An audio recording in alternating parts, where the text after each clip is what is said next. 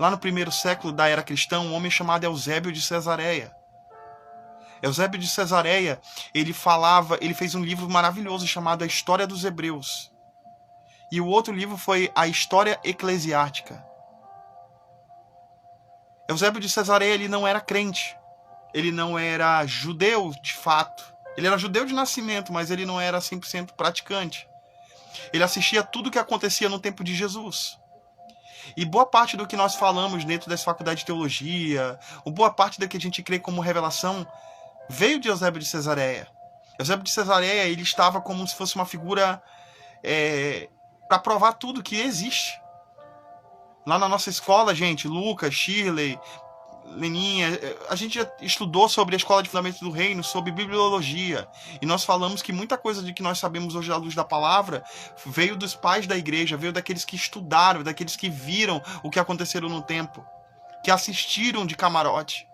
Flávio Joséfo, ele falava no livro dele sobre a história de um homem que curava leprosos, de um homem que ressuscitava mortos, e isso prova que tudo aquilo que está na palavra é verdadeiro. E hoje eu quero falar sobre dualismo. O que é o dualismo? Na época de Flávio Joséfo veio um homem chamado Marcião. Se você for ler o livro de Colossenses, o livro de 1º e 2º Tessalonicenses, você vai ouvir Paulo brigando e enviando cartas às igrejas falando sobre algumas ciências que estavam entrando dentro do corpo de Cristo. E boa parte desses ensinos, uma delas é o dualismo. O dualismo é a crença de que tudo é relativo, de que eu posso seguir Jesus e viver uma vida em carnalidade. Eu posso seguir Jesus e posso ficar pegando geral. Eu posso seguir Jesus e posso mentir o tempo todo. Eu posso seguir Jesus e eu posso ficar sacaneando e depois vivendo com Jesus de novo. Isso é dualismo. É o relativismo. Sabe, nós vivemos num mundo onde tudo é relativo. Uns saem para pregar agora porque entenderam que esse é o momento para pregar. Outros entendem que é o fica em casa. Outros não saem por causa do medo. Outros saem porque entendem qual é o seu papel profético. Outros entendem que é o seu momento de ficar na sua caverna de adulão. Outros entendem que tem que ir para as ruas mesmo, incendiar para Jesus, porque foi assim com os apóstolos, foi assim com os 70 em Lucas capítulo 10, fala sobre o envio dos apóstolos, dos 70 apóstolos. E eu te pergunto, e você? O que você tem a ver com dualismo? Eu não sei como é que foi o seu final de semana, a sua semana inteira. Eu não sei como é que você está se comportando nessa quarentena. Talvez você estava incendiado por Jesus e hoje você já não está mais. Talvez você estava caminhando 100% com Jesus, estava punk assim, todo incendiado. Eu lembro que a gente estava na pegada violenta na igreja, assim. Era eventos o tempo todo, oração, quinta-feira, era escola de fundamentos do reino, discipulado, culto no sábado. E, meu Deus, a gente estava violento demais. A minha opinião, você já sabe que a minha era para ir pra rua, enfim. Eu entendi que o meu papel eu não incentivo a ninguém. É o que Deus ministrou ao meu coração e é o que eu tenho feito. Deus tem ministrado ao seu coração outras coisas. Mas eu te pergunto, você já ouviu falar em Mateus capítulo 5, quando Deus fala que nós somos lâmpada? Tá aqui, ó, a lâmpada aqui, ó, vou botar aqui, ó. Tampou tudo. A Bíblia diz que eu sou sal da terra e luz do mundo. Sal da terra, luz do mundo. Eu e você somos luz do mundo. E a Bíblia diz que não se pode esconder uma candeia do mundo. E por que você tem se escondido? Porque fica em casa. Dualismo. Lembra na quinta-feira que eu falei, a gente poderia mandar pelo menos um WhatsApp para o pastor, para o colega, para falar assim, ó, eu me importo com você. Eu não posso te ver, mas eu me importo contigo. Há quem diz que a gente só pode dar aquilo que a gente tem. E eu ministro para você aquilo que eu tenho. Eu dou aquilo que eu tenho. Uma vez chegaram para João e chegaram para Pedro e pediram esmolas dele. O livro de Atos fala isso, acredito que Atos capítulo 4 fala disso. Foram pedir dinheiro de Pedro e João. E Pedro fala assim, dinheiro eu não tenho, mas aquilo que eu tenho eu te dou. Levanta e anda. E o paralítico voltou a andar. Haha, meu querido. Você talvez leia o livro e fale, aleluia, glória a Deus, que poderoso. Essa promessa é para mim e para você. O evangelho de Deus hoje, a Bíblia diz que ele não é só feito de palavras, mas ele é manifestação de poder. Sabe o que eu quero te dizer? É que o Espírito Santo precisa te usar com tanto poder e tanta intrepidez para parar com essa loucura de tudo relativo. Tudo relativo. Eu quero ler algo para você que está em Mateus capítulo 14, versículo 13. Diz assim: ouvindo isso, Jesus retirou-se dali num barco para um lugar deserto, afastado. Ao saber disso, o povo o seguiu a pé desde as cidades. Jesus, saindo, viu uma grande multidão e, possuído de íntima compaixão para com ela, curou os seus enfermos. Chegada a tarde, seus discípulos aproximaram-se dele, dizendo: o lugar é deserto e a hora já é avançada. Despede dela, Jesus, a multidão, para que elas vão para as aldeias e comprem comidas para si.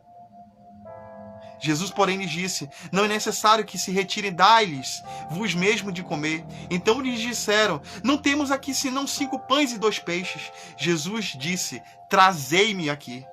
Jesus ordenou que a multidão se assentasse sobre a relva, e tomou os 5 pães e os 2 peixes, e ergueu os olhos ao céu, os abençoou, e partindo o pão, deu-lhes aos seus discípulos, e aos discípulos a multidão. Todos comeram e saciaram-se. Levantaram 2 dos pedaços que sobraram, 12 alcofas cheias. Os que comeram foram quase 5.000 homens, além das mulheres e crianças. Deixa eu te falar algo que você talvez nunca tenha parado para analisar. Você sabia que esse texto aqui, Jesus estava muito triste aqui. Jesus provavelmente estivesse muito depressivo aqui. Em Hebreus capítulo 14, versículo 14, diz que todas as dores que eu senti, Jesus sentiu. Mas a Bíblia diz que a diferença de mim para Jesus, a diferença de mim e de Jesus é que eu pequei, Jesus não pecou. Mas todas as dores que eu tenho, Jesus teve aqui na terra. E sabe, eu vou lhe dizer uma coisa. Jesus sabia que João Batista havia sido morto. O seu primo de sangue havia sido morto. Seja bem-vinda, pastora Fernanda. Deus abençoe. João Batista havia sido morto e chegou a notícia para Jesus. Seja bem-vindo, Igor. Em nome de Jesus, chama os outros discípulos, né, Igor? Por favor, chama o Felipe, chama o pessoal para assistir. E aí o que acontece? Jesus sabe que seu primo havia sido morto. Estava muito triste. E aqui Jesus sai para um lugar, o deserto. E no deserto ele foi orar e foi chorar. Sabe o que acontece? Sabe qual é o rema louco que Deus ministra no meu coração? É que Jesus sai para o deserto. Quando Jesus estava sendo perseguido por Herodes Antipas, filho do rei Herodes. Com o rei Herodes. José e Maria foram com Jesus para o deserto. Jesus, ao ser tentado, foi para o deserto. Jesus, para chorar, foi para o deserto. E Jesus agora está no deserto. E aí esse texto é muito poderoso, que fala assim, que além de ir para o deserto, a Bíblia diz que a multidão o seguiu. Jesus não teve descanso, talvez estivesse muito triste. Tinha só 5 pães. Tinha 5 pães e 2 peixinhos, não tinha nada. Nada. E lembra que eu falei que a gente só dá o que a gente tem? Eu dou aquilo que eu tenho. Pedro e João deu aquilo que tinha, não tinha moeda, mas tinha unção, tinha autoridade para dar sobre o leproso, sobre aquele que estava cansado, aquilo que tinha. E a Bíblia diz que o doente, assim que Pedro o tocou, ele foi curado. Lá na frente do pórtico, o livro de Atos capítulo 4 diz isso. O que esse texto está dizendo? É que Jesus, o que Jesus tinha, ele dava. Ele estava triste, ele soube que seu primo havia sido morto, ele sentiu as mesmas dores que eu, estava com fome, queria comer. Só que Jesus não comeu. Sabe por que ele não comeu, Marcelão? Forte essa palavra. Sabe por que ele não comeu? Porque que Jesus comia era o propósito do Senhor. Jesus não comia pão, não comia peixinho, não. Jesus comia o propósito. Nessa noite, o Espírito Santo ministra ao teu coração. Ele quer fazer você comer o propósito. Dê aquilo que você tem. Porque a sociedade só dá o que é relativo. Não tem pão? Ah, não vou dar porque não tem. Não tem dinheiro? Não vou dar porque não tem. Jesus não está preocupado mais com o negócio de ter ou não. Jesus quer uma mentalidade de fé. Não tenho, mas eu vou dar, porque eu creio. Oh, chacatarabarabachê. Meu Deus do céu. Aí o que acontece? Jesus começa a alimentar e os discípulos, Jesus, come pelo menos aí um Habib's, come um Subway. Não, não quero, eu não tô com fome disso. A minha fome é de fazer a vontade do meu Pai. Queridos, pelo amor de Deus, sai dessa letargia. Para de viver de medo. Meu Deus do céu, essa doença não vai encontrar repouso na tua casa. Por que eu digo isso? E eu vou batendo em todo mundo e vou brigando com todo mundo. Por que não vai tocar em você? Porque a Bíblia diz que maldição sem causa não encontra repouso. Então eu te falo, a Bíblia diz, examine um homem a si mesmo. A doença vai te encontrar? A doença não me encontrou, porque não tem maldição para tocar em mim. Maldição sem causa não encontra repouso. Ah, mas o pastor, o apóstolo, o padre, o fulano teve. Meu amigo, é ele Deus. Eu só oro pela vida dele. Mas essa maldição, essa doença não vai encontrar repouso na minha vida. Por que eu estou indo para a rua? Porque eu entendi o meu papel profético e não estou dizendo para você ir. Mas o meu papel profético é ir. Porque eu dou aquilo que eu tenho. Então dê aquilo que você tem. Porque Jesus deu o que ele tinha. Querido, a paixão pelas almas é o maior que você tem. E quando eu falo isso, eu lembro de Josué Irion, um grande pregador de 1997, que ele fala assim, é errado o português que ele falou, mas a frase é muito poderosa. Ele falou assim, a paixão pelas almas é o mais grande. Ele quis dizer que é o maior desejo. E eu creio. Andréia Moraes, Deus abençoe. Gente, nem só de pão vive o homem, mas da palavra. Gente, o mundo está com fome de pão. Olha só outra loucura que Deus ministrou no meu coração para preparar essa palavra para vocês. Olha só o rema. Primeiro, Jesus, ao nascer, José e Maria correm para o deserto. Eles foram para o Egito e lá ficaram escondidos até que o rei Herodes morreu. E quem assumiu foi o Herodes Arquelau, filho de rei Herodes. Arquelau Antipas. E aí eles voltam para Israel. Jesus volta para Israel. Por quê? Porque Herodes havia morrido. Quem estava no lugar dele era Arquelau. Ele estava no deserto. Segundo, Jesus estava sendo tentado. Deserto. Terceiro, Jesus perde o seu primo. Estava nesse contexto aqui de Mateus capítulo 14. No deserto. E a multidão corria atrás dele. Gente, queridos, por que eu estou ministrando o teu coração, batendo a mesma tecla de fazermos algo nesse momento? Porque a multidão está vindo atrás de você. E se a multidão não está vindo atrás de você, é porque há algo errado. Nós só damos aquilo que nós temos. Meu Deus.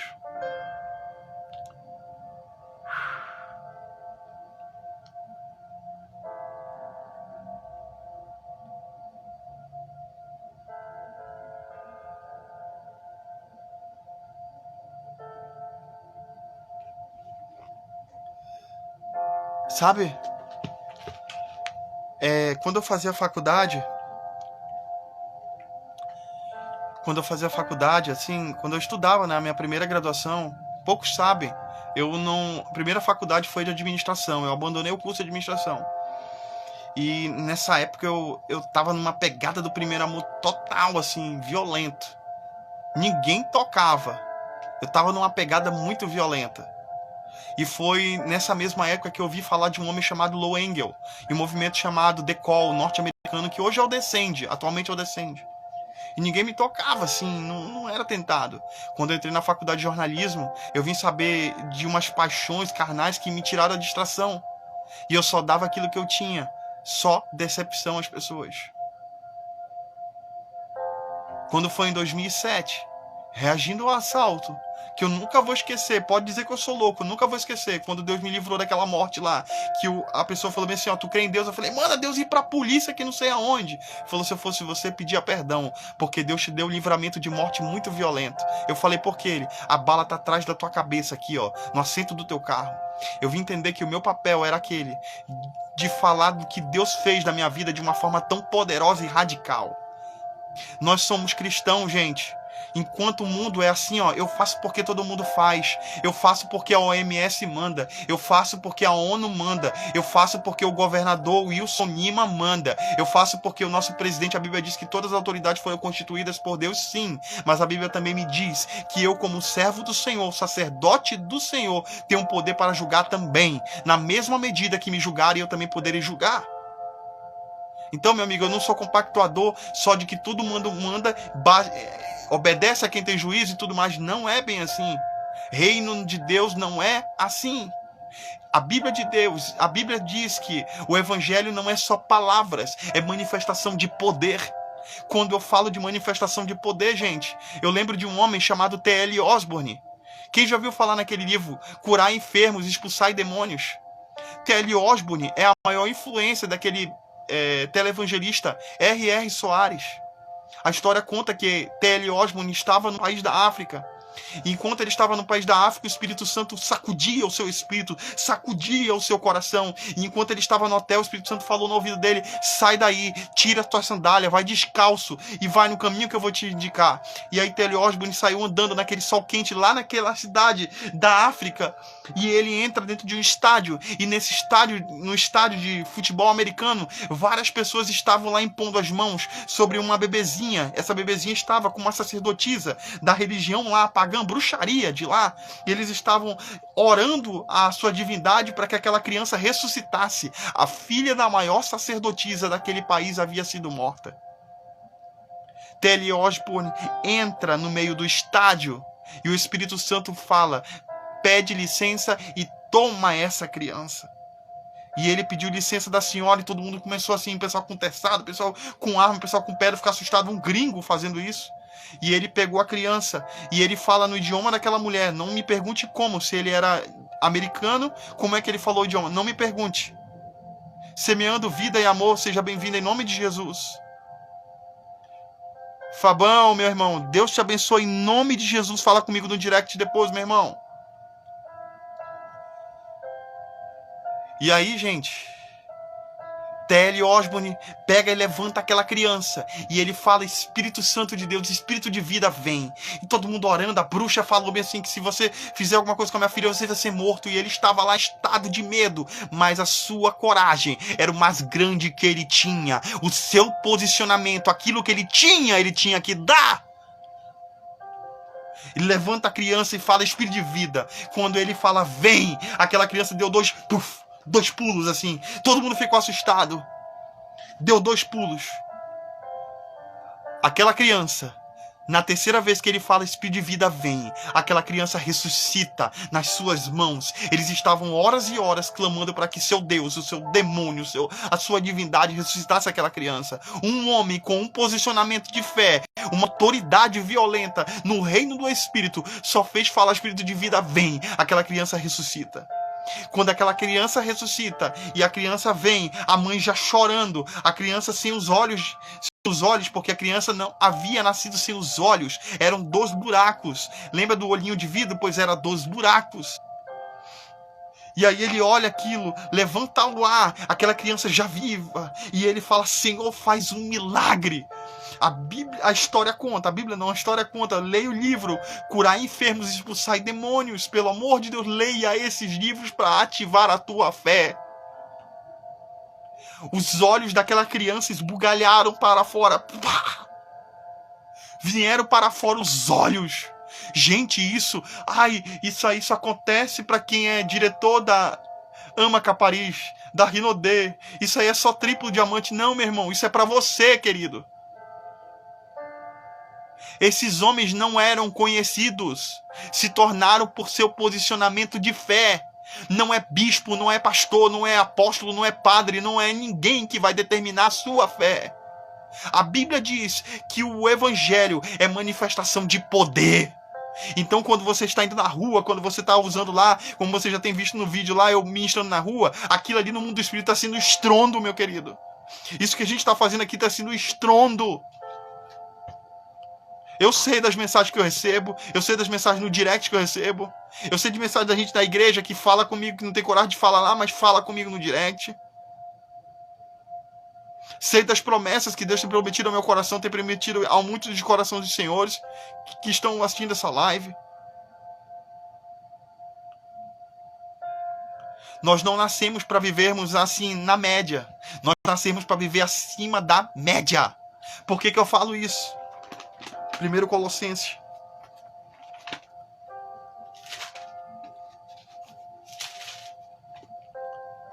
Não, eu vou ler outro texto. Isaías 61, verso 1. O Espírito do Senhor está sobre mim, porque o Senhor me ungiu para pregar boas novas aos mansos, enviou-me para restaurar os contritos de coração e proclamar liberdade aos cativos e abertura de prisão aos presos. Em outras palavras, querido, o que eu estou te falando aqui, o Senhor te levantou e te ungiu para pregar as boas novas aos mansos, enviou você para restaurar os contritos de coração, aqueles que estão cansados, aqueles que estão desesperados, aqueles que estão com medo, aqueles que ficam só assistindo Jornal Nacional, assistindo vídeo de Bolsonaro. É para essas pessoas que Deus te enviou.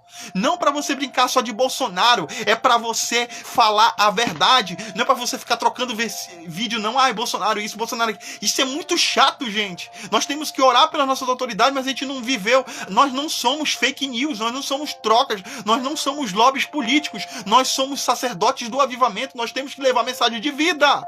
Não é só política. Hoje tudo é política, porque só se relativou.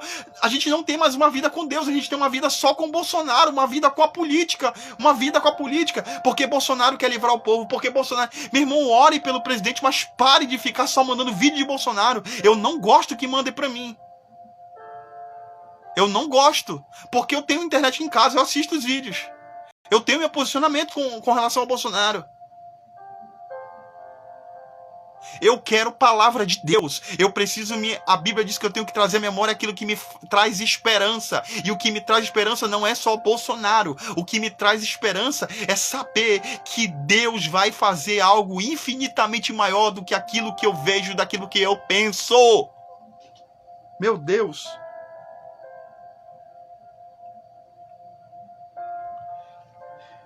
Versículo 2 de Isaías 61, versículo 2 diz assim: te enviou para pregoar o ano aceitável do Senhor.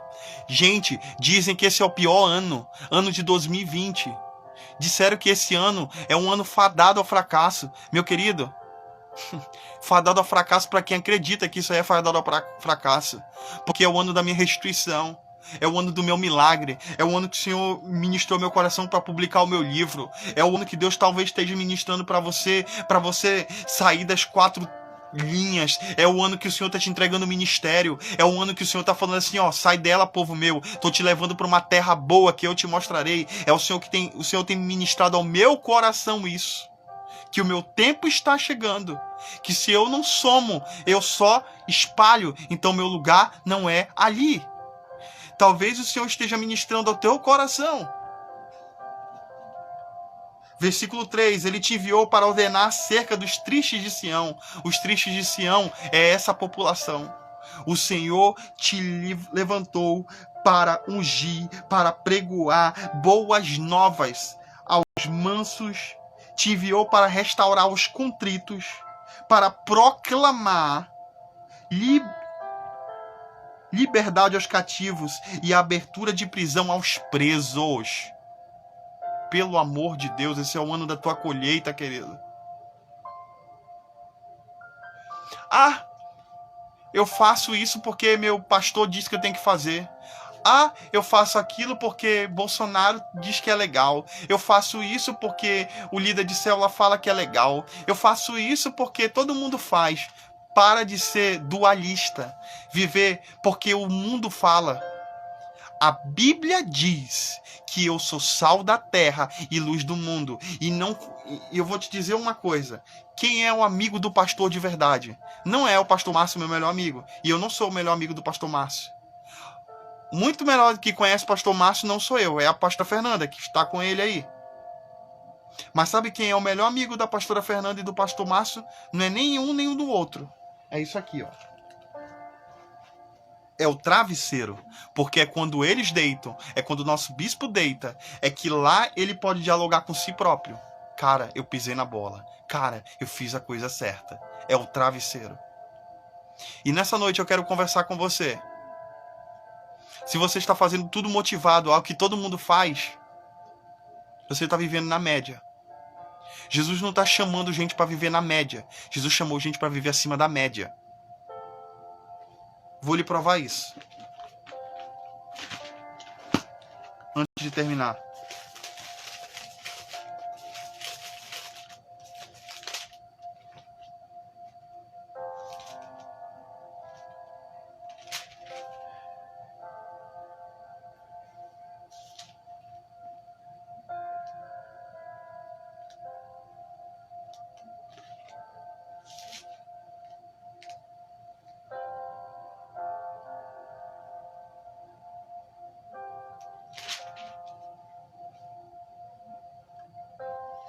Aleluia.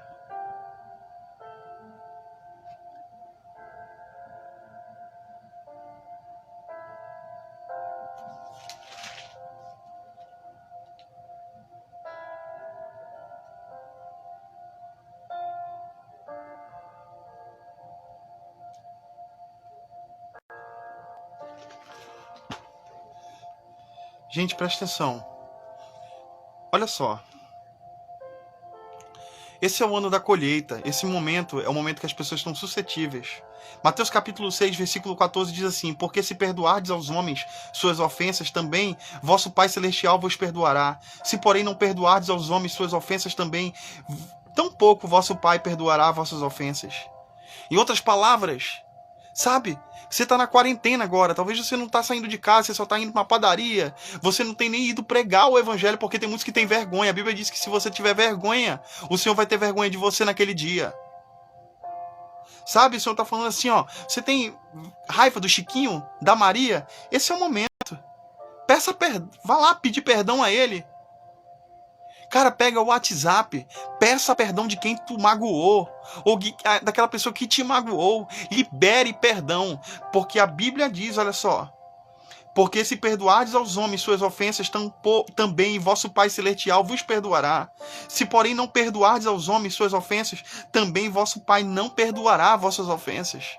Cara, às vezes a gente não percebe por que Deus não nos abençoa, porque nós temos pendências. Se livre das pendências. Pare de viver na média. A sociedade só tem mania de apontar o dedo, de reclamar, A sociedade agora virou muito política. É muito engraçado isso. Todo mundo agora é político. Todo mundo sabe o que foi golpe, o que não foi golpe. Todo mundo sabe o que é direita, todo mundo sabe o que é esquerda. Agora vai conversar com as pessoas sobre esperança da glória. A Bíblia diz que Cristo em nós é a esperança da glória. Metade das pessoas que dizem que são totalmente de direita não são de direita. Sabe por que eu digo que não são de direita? Por isso que eu falo que tudo é relativo. Porque essas pessoas que falam que são de direita, tu vai na casa dela, tá cheio de gato. Gato de energia. A maioria dessas pessoas que dizem eu sou de direita, eu faço tudo legal, eu faço tudo certo, são as pessoas que não pagam o vizinho, são aquelas pessoas que negam impostos, são aquelas pessoas que atrasam tudo. E sabe o que Jesus está falando para você nessa noite? Cara, peça perdão. Se você não conseguir pedir perdão para ninguém, peça perdão ao Espírito Santo nessa noite. Porque se você pedir perdão ao Espírito Santo nessa noite, ele vai conectar os céus ao teu favor. Vai abrir portas que estão fechadas. Vão quebrar os grilhões. Pelo amor de Deus. E cara, faça algo. Pelo amor de Deus, faça algo. Esse é o momento. Compartilha, usa teu WhatsApp não para ficar mandando só mensagem de Bolsonaro, mensagem de desgraça. Pega o teu WhatsApp e fala do reino. Mas não é aqueles versículos besta não, tipo, porque Deus é um... Não, isso todo mundo já sabe. Não é mensagem colada. Faça um tempo, um devocional contigo. Faz do teu quarto um cantinho secreto, o teu lugar secreto. É o que tá aqui, ó.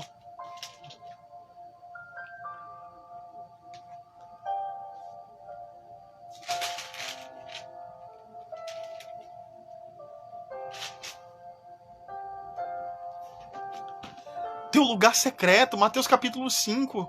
E ainda diz assim, Mateus capítulo 5, versículo 6, bem-aventurados que têm fome e sede de justiça, porque eles serão fartos. Queridos, eu vou ver essa nação sendo sacudida pelo Espírito. E não vai ser por causa de visão, por causa disso, por causa daquilo, não. É por causa do posicionamento. Sabe quando a gente vai saber quem são os verdadeiros pastores de verdade? É quando acabar essa pandemia. Porque quando acabar essa pandemia, eu tenho falado isso, profetizado isso há muito tempo. Quando acabar a pandemia, a gente vai entender que igreja não é só prédio. Nós vamos entender que ser pastor não é só estar no púlpito. Nós vamos entender que os pastores a gente conhece pelos frutos. Cadê os pastores de verdade que falaram tanto de autoridade e nesse momento estão reclusos dentro das suas casas, estão parados sem fazer nada e dizem que estão orando, mas eu falo sempre a mesma coisa. Não estão fazendo mais do que aquilo que é a obrigação, que é orar. Porque se você já não ora, meu querido, eu vou lhe dizer, você está totalmente desviado. O nosso papel não é só orar. Porque no momento que Jesus esteve mais perseguido, foi o momento que Jesus mais avançou. O momento que a igreja apostólica, a igreja primitiva de Atos capítulo 1, Atos capítulo 2, até Atos 14, 16, quando houve perseguição, o momento que ela mais avançou, era no momento que ela mais cresceu, era no momento que ela estava levando mais pisoteada, mas ela não parava. Queridos, Deus abençoe vocês. Eu queria orar, falta 20 segundos, não vai dar. Espírito Santo de Deus, eu abençoo cada irmão que está assistindo essa live. Espírito Santo, eu ministro, Pai, cura, libertação, transformação a cada irmão. Que a tua palavra seja real nessas vidas. Pessoal, Deus abençoe, falta 10 segundos.